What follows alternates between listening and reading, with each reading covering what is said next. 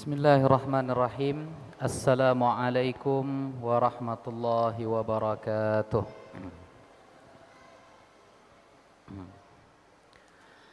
Alhamdulillahi rabbil alamin, hamdal hamidin, hamdal mustaghfirin, hamdan yuwafi ni'amahu wa yukafi'u mazidahu. Ya Rabbana lakal hamdu kama yanbaghi li jalali wajhikal karimi wa 'azimi sultanik. Asyhadu an la ilaha illallah wahdahu la syarika lah, wa asyhadu anna Muhammadan abduhu wa rasuluhu la nabiyya wa la rasula ba'dah. Fallahumma salli wa sallim wa barik wa an'im ala sayyidina Muhammadin wa ala alihi wa sahbihi ajma'in.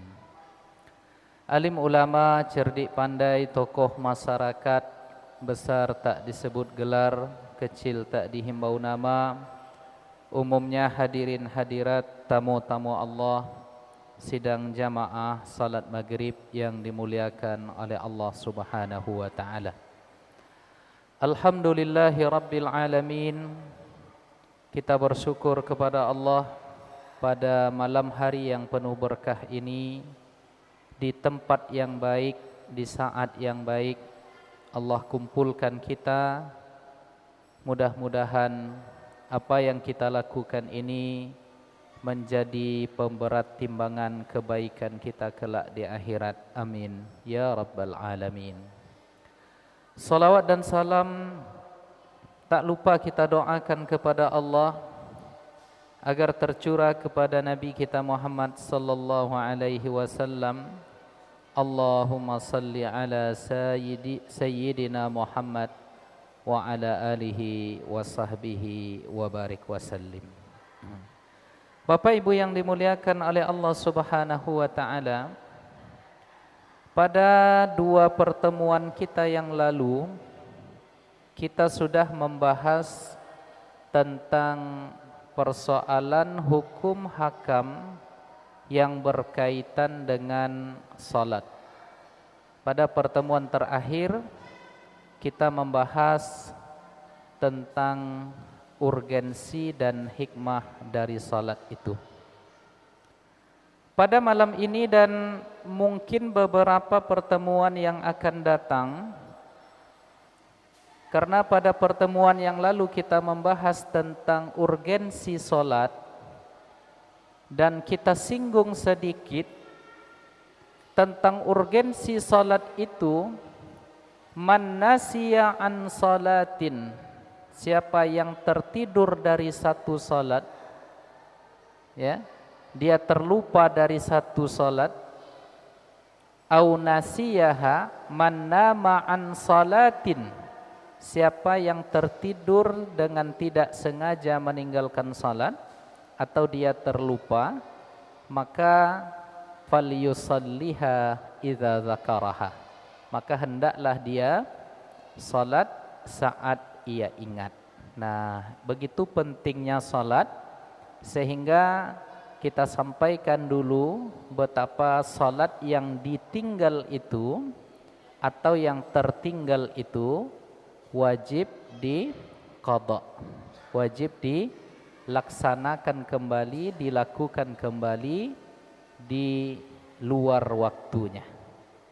Nah, maka dalam pertemuan kita kali ini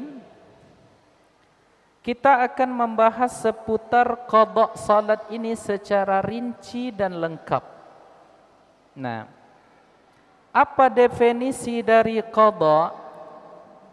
Kata-kata qadha'un dalam bahasa Arab secara bahasa maknanya beragam dan sangat luas. Ya. Di antara makna dari qadha itu adalah khalaqah, menciptakan. Jadi di antara makna qadha bisa jadi menciptakan. Apa contohnya? Di dalam surat Fussilat ayat yang ke-12, faqadahunna sab'a samawatin fi yaumain, maka Allah menciptakan menjadi 7 langit, ya, fi yaumaini, dalam 2 hari. Jadi kata-kata qada di sana maknanya menciptakan. Bisa jadi artinya adalah al-amal. Bisa jadi maknanya adalah al-amru, perintah. Bisa jadi makna dari qada itu adalah al-ada. Bisa jadi maknanya adalah al-iblagh, menyampaikan. Bisa jadi maknanya adalah al-ahdu, menjanjikan. Atau bisa jadi maknanya adalah al-itmam, menyempurnakan. Jadi sesuai dengan konteks kalimat di mana dipakainya kata-kata itu. Jadi kata-kata qada secara bahasa maknanya sangat luas dan beragam. Nah, sedangkan dalam istilah fikih, qada itu ya kita ambil dari Hasyiah Ibnu Abidin. Ringkas disebutkan oleh beliau di sini, pengertian dari qada itu adalah fi'lul wajib ba'da waqtihi, mengerjakan perbuatan yang wajib atau mengerjakan kewajiban setelah keluar atau lewat waktunya. Itu yang dinamakan dengan qada. Jadi puasa ada qada, salat ada qada. Artinya apa? Puasa dan salat tadi dikerjakan di luar waktu aslinya. Nah, ini yang dinamakan dengan qada. Nah, lalu dari karangan al-imam, ya, dari kalangan mazhab Malikiyah diwakili oleh al-imam Ad-Dardir. Jadi Imam Ad-Dardir ini adalah salah seorang wali Allah bermazhab fikih Maliki. Makam beliau berada di belakang Masjid Al-Azhar yang sampai hari ini banyak dikunjungi oleh manusia, ya, betapa menunjukkan beliau ini punya tempat yang luar biasa di dalam fikih dan di dalam keilmuan Islam. Nah, Imam Ad-Dardir menyebutkan, ya, di dalam Asy-Syarhus Shaghir, definisi dari qada tadi adalah istidraku ma kharaja waktuhu, mengejar ibadah yang telah keluar waktunya. Jadi dari dua definisi ini, definisi yang disampaikan oleh Al-Imam Ibnu Abidin, kemudian definisi yang disampaikan oleh Al-Imam Ad-Dardir, ya, ada titik temu di mana dia adalah mengerjakan ibadah di luar waktu asli yang sudah ditentukan. Nah, jadi itu yang dimaksud dengan qada. Nah, lawan dari qada ini adalah adaan. Ya, ada itu apa? Mengerjakan suatu ibadah di dalam waktunya. Makanya kita ketika salat maghrib tadi mengatakan melafazkan niat, ya, apa lafaz niat kita? Usolli fardal maghribi salasa raka'atin ma'muman. Kemudian kita tambah dengan ucapan adaan lillahi ta'ala. Adaan itu maksudnya adalah mengerjakannya di dalam waktunya. Nah, ada. Nah, kemudian ada istilah lain nanti yang mungkin di dalam persoalan salat ini Bapak Ibu akan mendengarnya, yaitu istilah i'adah. Jadi ada qada, ada i'adah. I'adah itu apa? Ibadah telah dikerjakan di dalam waktunya, namun diulang kembali. Dia dikerjakan salat itu di dalam waktunya, tetapi karena satu dari berbagai alasan diulangnya kembali, salat itu masih di dalam waktunya. Inilah yang dinamakan dengan i'adah. Contoh, Bapak, ya, datang ke masjid raya, orang sudah salat, ya, kemudian Bapak salat sendiri, ya, kemudian selesai salat sendiri tadi, assalamualaikum warahmatullah, assalamualaikum warahmatullah. Ketika mau keluar dari masjid, nampak ada jamaah baru yang dibuat oleh orang lain, ramai salatnya. Karena tadi kita salat sendiri, lalu ingin mendapatkan pahala salat berjamaah, lalu masuk kita bergabung ke salat berjamaah tadi lagi. Maka itu namanya i'adah. Maka kalau kita lafazkan niatnya, kalau salatnya maghrib misalnya, usalli fardal maghribi salasa raka'atin ma'muman i'adatan lillahi ta'ala. Ya, i'adah mengulang ibadah itu kembali selagi masih di dalam waktunya. Jadi itu dibolehkan. Nah, Bapak Ibu yang dimuliakan oleh Allah Subhanahu wa taala. Nah, itu poin yang pertama. Lalu yang kedua, tentang qada salat, ya. Tentang qada salat ini mengganti salat yang tertinggal, baik sengaja ataupun tidak sengaja, seluruh ulama sepakat mengatakan, ya, bahwa hukumnya wajib.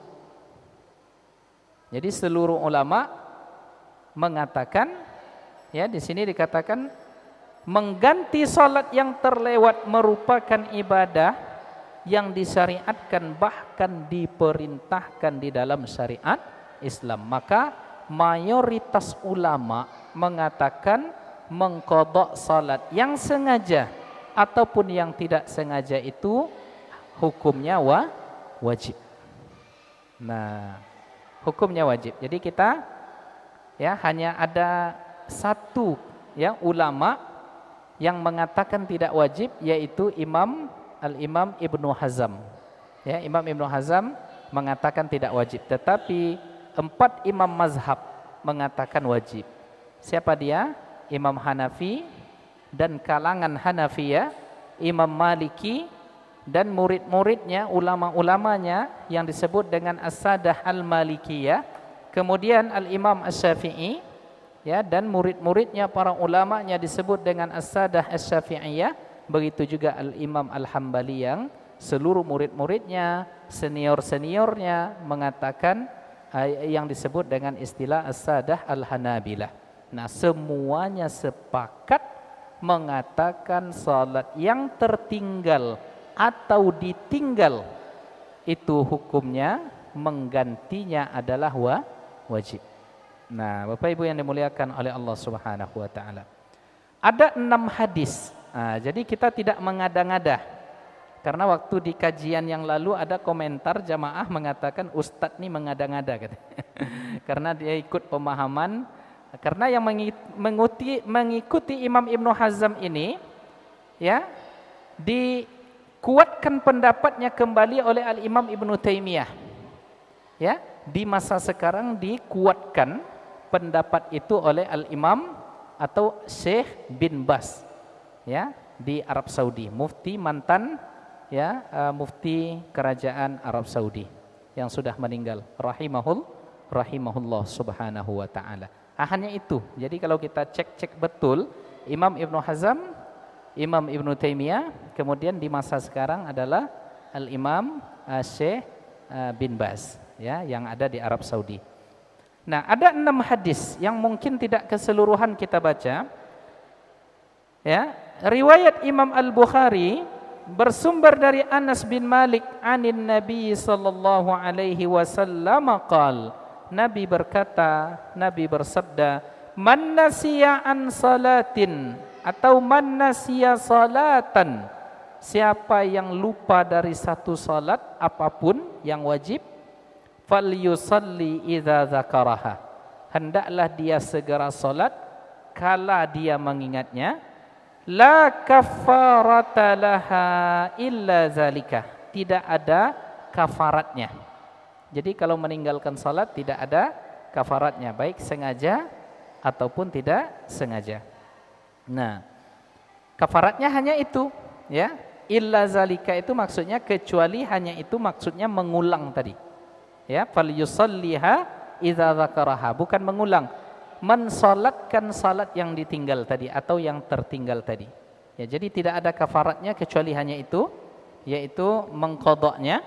Wa aqimis salata li dzikri, dan dirikanlah salat untuk mengingatku. Hadis riwayat Imam Al-Bukhari. Nah, Bapak Ibu sekalian yang dimuliakan oleh Allah, yang paling paham tentang hadis-hadis yang ada di dalam Sahih Bukhari itu, ya, di mana Sahih Bukhari itu adalah as-sahhu kitabin ba'da kitabillah, kitab yang paling sahih setelah Al-Quran.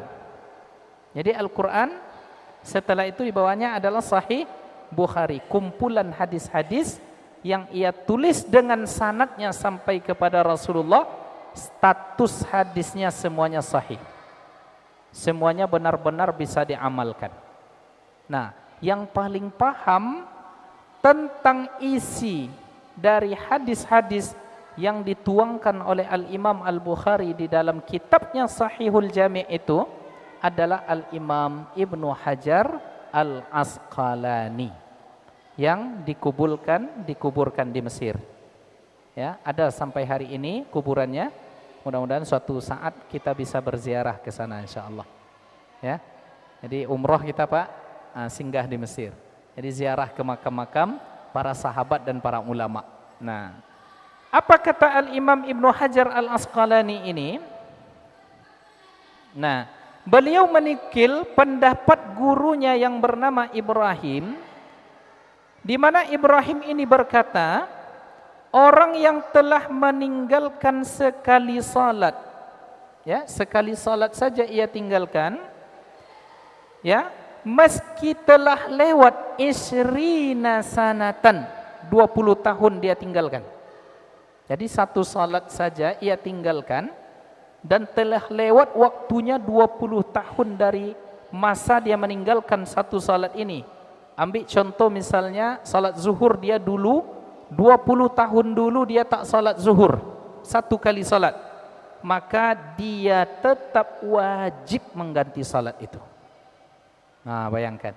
Jadi mengomentari hadis riwayat Imam Bukhari tadi dikomentari oleh Imam Ibnu Hajar. Jadi yang paling paham isi hadis Bukhari ini adalah Al-Imam Ibnu Hajar. Kemana maksud ucapan Rasulullah itu, diturunkan kesimpulan hukumnya oleh Al-Imam Ibnu Hajar, bahwa sekalipun salat yang ditinggal itu hanya satu waktu, zuhur misalnya, walaupun sudah lewat 20, 30, 40 tahun, wajib juga dilaksanakan salat itu di luar waktunya.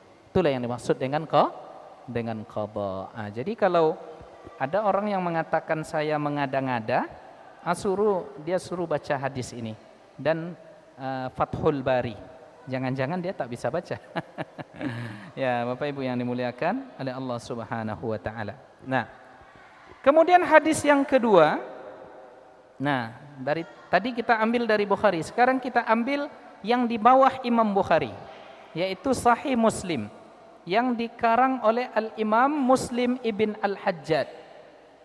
Nah, di mana di dalam kitab sahihnya ia meriwayatkan dengan sanadnya sampai kepada Rasulullah, di mana Rasulullah sallallahu alaihi wasallam pernah suatu ketika dengan para sahabat pulang dari perang Khaybar. Jadi ada namanya perang Khaybar. Lalu mereka bermalam dan tertidur tanpa sengaja, ya, meskipun sebenarnya Rasulullah sallallahu alaihi wasallam memerintahkan Bilal bin Rabah untuk berjaga. Jadi para sahabat berjalan pulang dari perang Khaybar bersama Rasulullah sallallahu alaihi wasallam. Sebelum sampai di Madinah, ya, mereka beristirahat, ya, karena kelelahan. Ya, perjalanan waktu itu kita sama-sama tahu. Nah, kemudian disuruh oleh Rasulullah Bilal bin Rabah untuk berjaga. Ternyata sang Bilal pun dia tertidur. Tertidurlah semuanya mereka sampai terlewat waktu subuh, sampai terbit matahari, dan tak tanggung-tanggung terbit mataharinya sampai cukup tinggi. Ya, kalau di standar kita Pekanbaru mungkin jam-jam 7 lah bangunnya. Nah, lalu apa yang terjadi? Ya, hadis ini diriwayatkan dan diredaksikan oleh Abu Hurairah radhiyallahu anhu, ya, anna Rasulullah sallallahu alaihi wasallam hina qafala min ghazwati Khaybar sara lailahu hatta idza adrakahu al-qura arrasa wa qala li Bilal ikla lana al-lail, ya, hatta qala li Bilalin aklauna ulana al-lail. Maksudnya apa? Ya, maka ketika beliau terbangun, ya, ketika sebelum tidur Rasulullah berpesan, ya, ikla lana al-lail, wahai Bilal, tolong bangunkan kami bila waktu subuh telah tiba. Nah, berpesan kepada Bilal. Fa shalla Bilalun ma qaddara lahu wa nama Rasulullah wa ashabuh. Sementara itu Bilal salat seberapa dapat dilakukannya, sedang Nabi dan para sahabat lainnya tidur. Jadi setelah Rasulullah berpesan kepada Bilal, Bilal salat. Nah, apakah salatnya itu? Sementara ulama mengatakan Bilal salat sunnah, ya, di malam hari itu.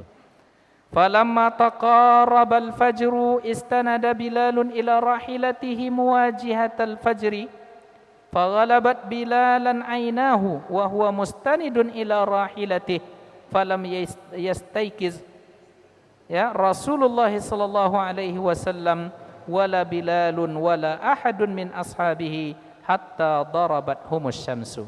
Jadi setelah salat tadi Bilal nyandar di kendaraannya, di barang-barangnya. Ternyata setelah nyender tadi asik juga rupanya, Pak. Ya, nyender tertidur. Ya. Ada juga yang tertidur sekarang. Nah, ya. Lalu apa yang terjadi? Tidak terbangun Rasulullah dan Bilal, ya. Wala ahadun min ashabi. Para sahabatnya juga tidak ada yang terbangun hatta darabathumus syamsu. Sampai matahari memukul mereka. Maksudnya sampai terasa sengatan hangatnya matahari. Nah, yang mula-mula terbangun ketika itu adalah Rasulullah. Ketika terbangun, beliau berkata, "Aina Bilal?" Ya, mana Bilal tadi? Ya, lalu Bilal mengatakan, "Bi abi anta wa ummi ya Rasulullah." Ya, sungguh demi Allah wahai Rasulullah, saya juga ikut tertidur. Nah, jadi ya Bapak Ibu yang dimuliakan oleh Allah, ini menunjukkan sisi manusiawinya Rasulullah. Dan yang kedua, ya, dalam tanda kutip, seolah disengajakan Rasulullah tidak terbangun, ya, di subuh itu untuk mengajarkan umatnya tentang tata cara mengulang mengqadha salat. Karena di dalam riwayat lain dikatakan Rasulullah ini hakikatnya matanya yang tertidur, hatinya tidak. Nah, kenapa pada saat itu ditidurkan dia? Karena Allah dan Rasulullah ingin mengajarkan kepada kita syariat mengqadha salat apabila tertidur. Nah, itu hikmahnya, itu rahasianya. Nah, qalaqtadu, Rasulullah berkata ketika itu, bersiaplah. Lalu mereka menyiapkan kendaraan mereka. Lalu apa yang terjadi? Summa tawadda'a Rasulullah wa amara Bilalan fa aqama as-salah fa shalla bihimus subha. Rasulullah sallallahu alaihi wasallam memerintahkan Bilal langsung iqamat. Nah, pada saat itu Rasulullah memerintahkan Bilal langsung iqamat, tidak azan. Dan Nabi mengimami salat subuh. Selesainya Rasulullah sallallahu alaihi wasallam bersabda, "Man nasiyas shalah falyusalliha idza zakaraha." Apabila ada di antara kalian yang lupa terhadap satu salat, maka salatlah ketika ingat. Karena apa? Karena salat itu diperintahkan oleh Allah untuk mengingat Allah Subhanahu wa taala. Nah, Bapak Ibu, yang paling hebat, yang paling mantap mensarah Sahih Bukhari, Sahih Muslim ini adalah Al-Imam An-Nawawi. Nah, makanya kita kalau baca hadis, kalau ingin ngerti hadis itu apa maksudnya, rujuk ke komentar terhadap hadis itu. Kalau Sahih Bukhari, Imam Ibnu Hajar. Kalau Sahih Muslim, Imam An-Nawawi.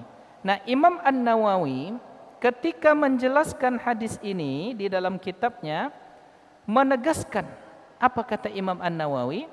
Hadis inilah yang menjadi dalil wajibnya mengqadha atau mengganti salat yang terlewat. Jadi hadis ini menjadi dalil wajibnya mengganti atau mengqadha salat yang telah terlewat. Ya. Apakah salat itu ditinggalkan karena ada uzur syar'i seperti tertidur atau terlupa, ataupun ditinggalkan salat itu tanpa uzur seperti malas dan lalai. Nah, ini kata Imam An-Nawawi. Jadi tadi hadis Bukhari dikomentari oleh Imam Ibnu Hajar, hadis Muslim dikomentari oleh Al-Imam An-Nawawi. Kedua-duanya mengatakan baik salat yang tertinggal secara sengaja ataupun yang tidak sengaja, karena ada uzur ataupun karena tak ada uzur, dari dua dalil hadis tadi. Dan Imam An-Nawawi mengatakan dari hadis di mana Bilal dan Rasulullah tertidur tadi menjadi dalil wajibnya mengganti salat yang sudah terlewatkan itu atau ditinggalkan. Jadi begitulah para ulama itu, ya, mengambil, menyimpulkan hukum, memetik hukum dari apa? Dari hadis-hadis Nabi. Jadi hadis ini jadi dalil ini, hadis ini jadi dalil ini. Begitulah yang disebut dengan nalar fikih. Ya, nalar fikih. Nah, Imam Ibnu Hajar Al-Asqalani dan Imam An-Nawawi keduanya memiliki nalar fikih. Misalnya apa? Imam Muslim mengatakan seperti ini. Rasulullah sallallahu alaihi wasallam itu kebiasaannya setiap hari Sabtu pergi ziarah ke berkunjung ke Masjid Quba. Ya, baik memakai kendaraan ataupun berjalan kaki. Maka dari hadis ini dikomentari oleh Al-Imam An-Nawawi, ya, Rasulullah setiap hari, ya, Sabtu itu berkunjung, ya, salat di Masjid Quba. Dikomentari oleh Al-Imam An-Nawawi, ini menjadi dalil bolehnya kita menentukan hari-hari tertentu, waktu-waktu tertentu untuk beribadah dengan ibadah tertentu dan continue melakukannya. Misalnya baca Yasin malam Jumat. Nah, ini Imam Nawawi yang membolehkan. Dari mana? Dari dalil tadi. Didukung lagi dengan dalil-dalil yang mengatakan bahwa kesunahan membaca, ada fadilah membaca surat Yasin. Di antaranya man qara'a Yasin fi lailatin asbaha maghfuran lahu. Siapa yang baca surat Yasin di suatu malam, paginya terbangun dia dalam keadaan diampunkan dosanya. Lalu dari 7 malam yang ada itu, kenapa dipilih hari malam Jumat? Karena malam Jumat ada hadis yang menjelaskan kemuliaannya. Itulah yang diamalkan oleh masyarakat kita. Dari mana dalilnya? Dalilnya coba. Tidak langsung cerita tentang baca Yasin malam Jumat dalilnya, tetapi istidlalnya diambil oleh Al-Imam An-Nawawi tentang bolehnya kita beribadah di hari-hari tertentu, di saat-saat tertentu dengan ibadah-ibadah tertentu. Jadi kalau kita bacalah nalar fikih para ulama itu, tak akan mudah kita membid'ah-bid'ahkan orang. Karena sekarang kan enggak ada tuh, Nabi tak pernah buat, ya, tak pernah buat baca Yasin malam Jumat. Nah, kalau setakat itu aja pemahaman kita, Nabi tak buat, iya. Tapi coba lihat hadis-hadis lain. Ya. Karena hadis itu bukan hanya hadis fi'li saja. Hadis yang dibuat oleh Nabi saja. Ada qauli, ada takriri. Nah, bisa jadi ini qauli, bisa jadi ini takriri. Bisa jadi ini hadisnya qauli, nalar fikihnya, istimbatnya seperti ini. Maka Bapak, Ibu-ibu nanti kalau ada orang yang membid'ah-bid'ahkan, kita jawab dengan cara seperti itu. Jadi fikih itu lapang. Ada cara berinteraksi dengan dengan dalil. Nah, maka coba tengok dari dalil tak langsung berkaitan dengan baca Yasin malam Jumat. Ya, tak langsung berkaitan, tetapi dari perbuatan Nabi itu disimpulkan ternyata boleh kita baca Yasin malam Jumat. Nah, kalau dibuat ya, kalau kita cari alasannya, oh Nabi tak buat, ya banyak yang tak dibuat oleh Nabi. Ya, tapi para ulama kita mengatakan ya di dalam kajian usul fikih tidak semua yang ditinggalkan atau tak dibuat oleh Rasul lantas menjadi haram. Nah, sudah 2 hadis yang kita bahas seputar ya wajibnya mengganti salat yang telah tertinggal atau ditinggal. Nah, Imam Nawawi mengatakan karena ada uzur ataupun tidak ada uzur sama sekali. Dia Pak misalnya dulu setelah balik ada 3 tahun tak pernah salat karena lalai, karena malas, maka sekarang wajib diganti. Ya, gantilah sebelum mati, sebelum datang Israel memanggil. Ya, ya bila Israel, nah itu udah payah itu kalau udah datang bila Israel itu. Nah, maka selagi ada hayat di kandung badan, mari kita ganti salat-salat kita yang telah berlalu itu. Nah, Bapak Ibu yang dimuliakan oleh Allah Subhanahu wa taala. Nah, ada 6 hadis, baru 2 hadis yang kita baca. Kita ambil saja hadis-hadis yang pendek ya. Nah, untuk diuraikan. Nah, 3 hadis saja yang kita uraikan. Nah, hadis yang terakhir ini masih terkait dengan perang Khandaq, namun diredaksikan oleh sahabat yang berbeda dan diriwayatkan oleh ahli hadis yang berbeda. Salat yang terlewat pun bukan hanya salat asar, melainkan 4 waktu salat. Jadi Rasulullah itu pernah tertinggal salat zuhur, asar, maghrib, isya. Jadi tidak tanggung-tanggung, kalau tadi subuh, ini langsung 4 salat yang tertinggal. Nah, lengkapnya hadis itu bersumber dari Nafi' an Abi Ubaidah ibn Abdullah qala Abdullah innal musyrikina saghalu Rasulullah an 4 salawatin yaumal khandaq hatta zahaba minal lail ma syaa Allah fa amara bilalan fa adzana summa aqama fa shalla adh-dhuhra summa aqama fa shalla al-'asra thumma aqama fa shalla al-maghriba thumma aqama fa shalla al-isya. Artinya ya, sesungguhnya orang-orang musyrik telah menyibukkan Rasulullah sallallahu alaihi wasallam ya, sehingga tidak bisa Nabi ketika itu mengerjakan 4 salat di perang Khandaq itu hingga sampai malam. Ya, sampai isya. Kemudian Rasulullah memerintahkan Bilal untuk melantunkan azan. Lalu diteruskan iqamah Rasulullah ketika itu salat zuhur. Lalu diperintahkan lagi Bilal setelah itu qamat salat asar berjamaah. Setelah itu Bilal diperintahkan untuk qamat lagi salat maghrib. Bukan di waktu maghrib, bukan di waktu asar, ya, bukan di waktu zuhur. Kemudian diperintahkan lagi untuk qamat, lalu mereka salat isya. Hadis ini diriwayatkan oleh Imam At-Tirmizi dan Imam An-Nasa'i. Nah, yang diriwayatkan oleh Imam An-Nasa'i, yang oleh ahli hadis ya, yang oleh pengkaji hadis pada hari ya, pada zaman kontemporer sekarang yaitu Syekh Albani menyimpulkan hadis tadi sahih. Nah, siapa Syekh Albani ini? Ya, salah satu imam hadisnya sahabat-sahabat kita salafi. Nah, imamnya sendiri, syekhnya sendiri mensahihkan hadis ini.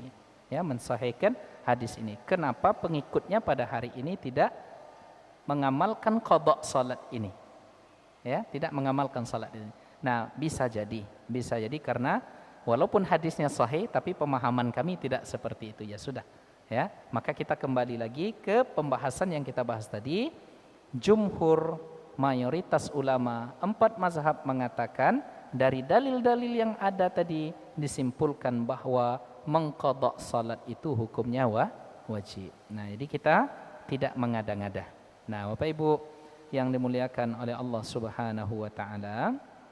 Nah, kemudian di sini karena ini ada sekitar kitab yang kita bacakan ini ada sekitar 55 halaman.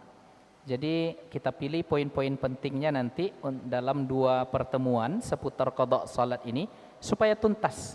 Jadi kalau ada orang nanti yang bertanya lagi ke saya, oh lihat rekamannya di Fodamara, itu udah ada. Jadi tidak berulang-ulang kita membahasnya. Jadi kalau ada orang yang bertanya silakan lihat di channel Fodamara. Nah, kemudian itu poin yang kedua, dalil. Pengertian dalil. Maka ibadah ini harus tegak di atas dalil. Kita sudah sampaikan setidaknya ada 6 dalil, tetapi kita uraikan tadi ada 3 dalil. Sekarang poin yang ketiga, ya, ada ibadah yang bisa diqadha, ada ibadah yang tidak bisa diqadha. Nah, jadi ringkasnya ibadah terbagi 2. Ada yang tidak diqadha. Yang di bawahnya ada yang diqadha. Nah, apa saja ibadah yang tidak bisa diqadha? Yang pertama salat Jumat.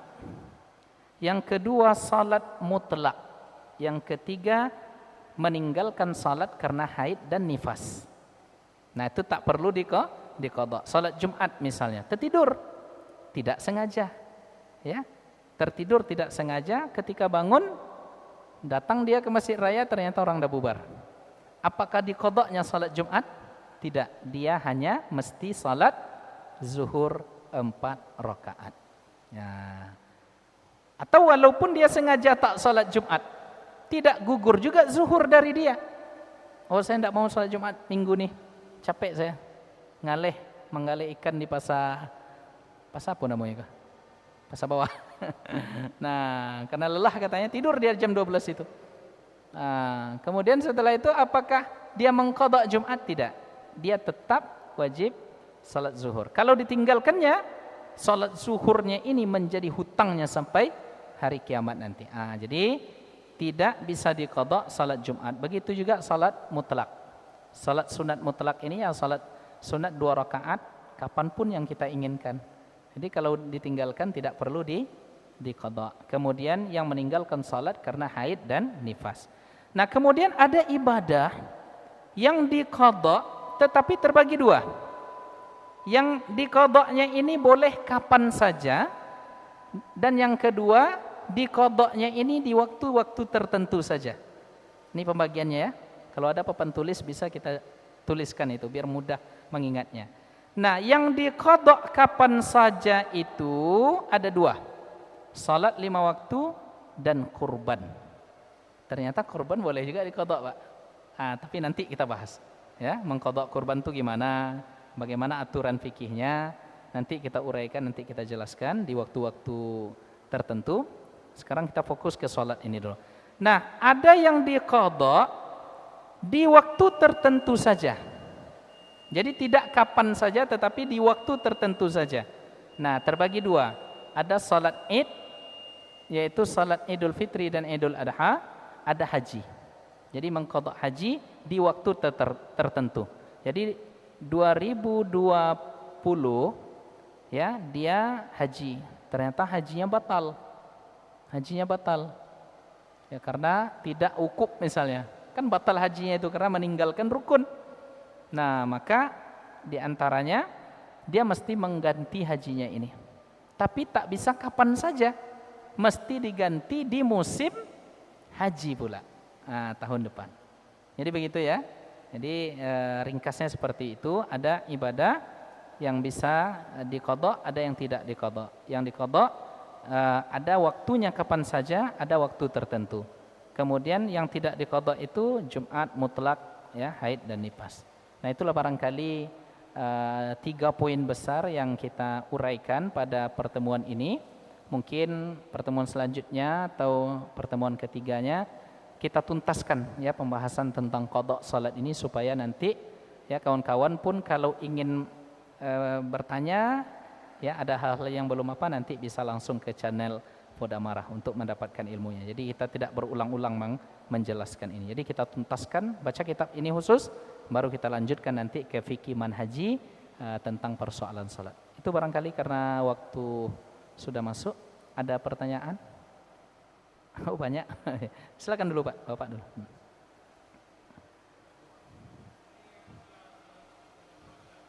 Kurang dengarnya, ada mic-nya.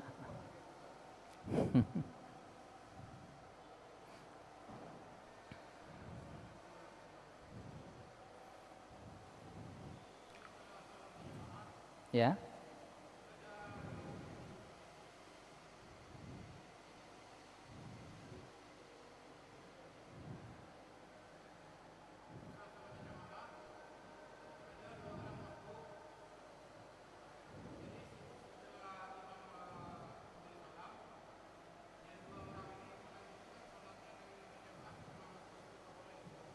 Oh, jadi ada 2 orang masbuk.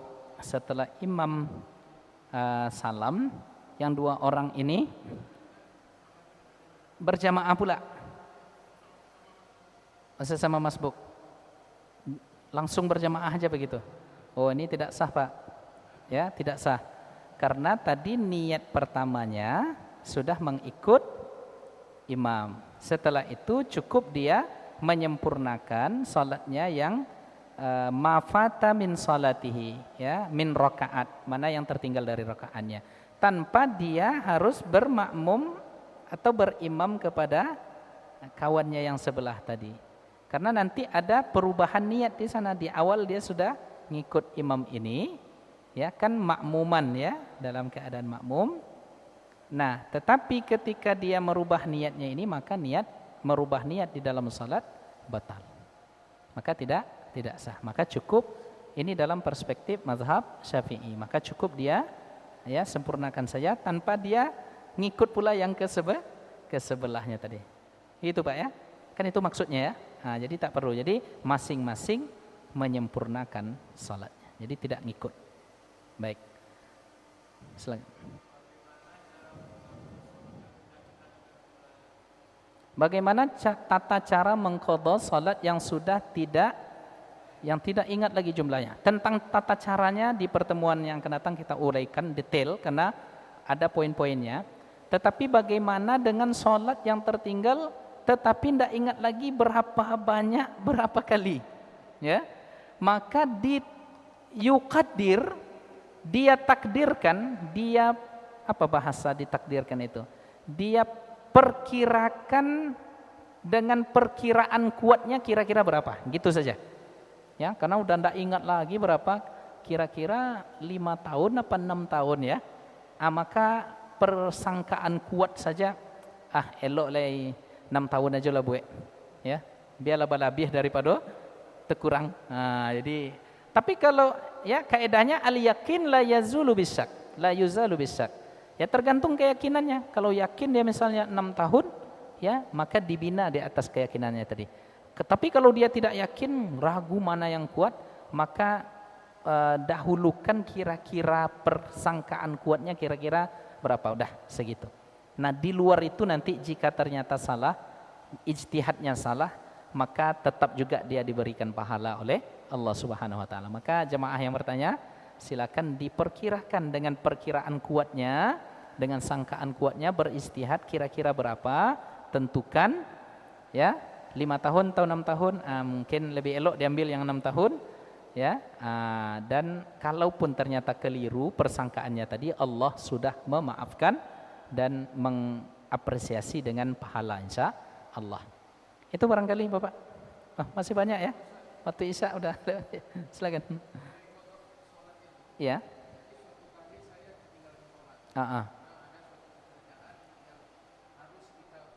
Kerjakan. Ya, apapun yang tertinggal dari sholat wajib, sengaja ataupun tidak, bukan boleh lagi Pak, wajib. Sekarang Bapak ingat misalnya, sholat nanti habis Isya. Misal, ya, misal itu. Kalau sekarang ingatnya, sholat nanti, setelah Isya nanti qada sholatnya itu. Karena falyusalliha iza zakaraha. Sholat ketika teringat. Terakhir. Langsung saja pertanyaan. Gimana? I'adah ya.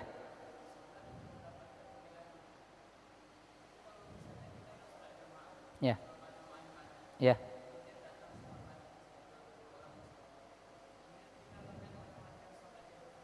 Ya. Boleh, tidak masalah. Ya, tak masalah. Apalagi dia tidak bisa menjadi imam misalnya kan. Nah, kita bagus bacaannya. Lalu kita sholat lagi. Nah, tidak menghilangkan pahala yang min ghairi ayyang kusa, tanpa mengurangi pahala sholatnya yang pertama tadi yang sudah dengan jamaah yang banyak. Justru dia mendapat pahala baru karena menolong dalam tanda kutip orang untuk mendirikan jamaah. Boleh. Oke, kita cukupkan karena waktu Isya sudah masuk. Subhanakallahumma wabihamdika asyhadu an la ilaha illa anta astaghfiruka wa atubu ilaik. Banyak maaf. Assalamualaikum warahmatullahi wabarakatuh.